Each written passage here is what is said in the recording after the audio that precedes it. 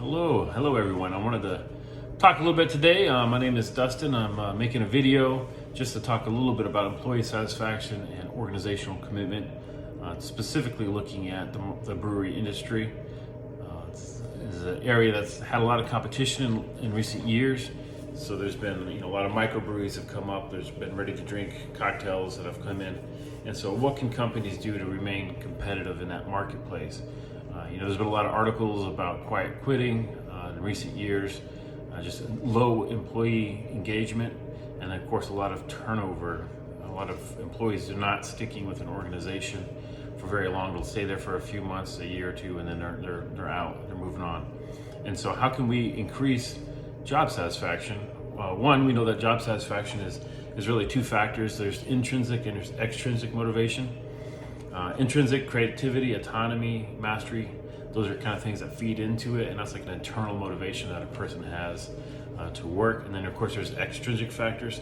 Those would be like salary, benefits, job security, the kind of exterior things that you can motivate people with. There's articles that say, hey, maybe extrinsic isn't as strong a motivation, but it's still part of job satisfaction. So ideally, you're gonna have a combination of both. You're gonna have competitive pay, you're gonna have good benefits.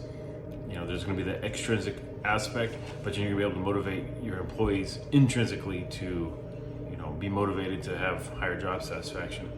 As far as organizational commitment is concerned, that talks about employees' loyalty, willingness to contribute to the company. So are they willing to do the work, to stay with the company, to be productive? And that really breaks down, there's like three different types. There's affection for the organization, the best kind. They love the organizations, their values align, their mission aligns, and they're fully committed.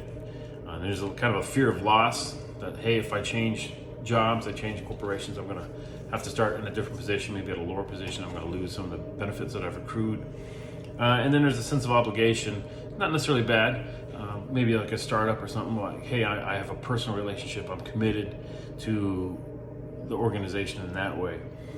So there's some strong links there that say, hey, when your people they don't have the job satisfaction, the organizational commitment, they're not as committed, there's more absenteeism there, like we talked about previously. So we did some statistical analysis, we did a ANOVA test and some regression analysis. And one size fits all just doesn't work when you look at the demographics, doing like an ANOVA. The regression though did show that there was a tendency for like higher tenure, like tenure people. The longer they've been with the company, obviously they're more tied to the organizational commitment, and of course the position. So higher position, they tend to have slightly higher job satisfaction. But how can we improve that? There's always room for improvement. So some of the things we can do is cultivate clear understanding, inspiring vision, foster engagement with support and work environments, lead by example, invest in employee development, build organizational commitment. These are all things that we can do along with that continuous improvement to remain competitive.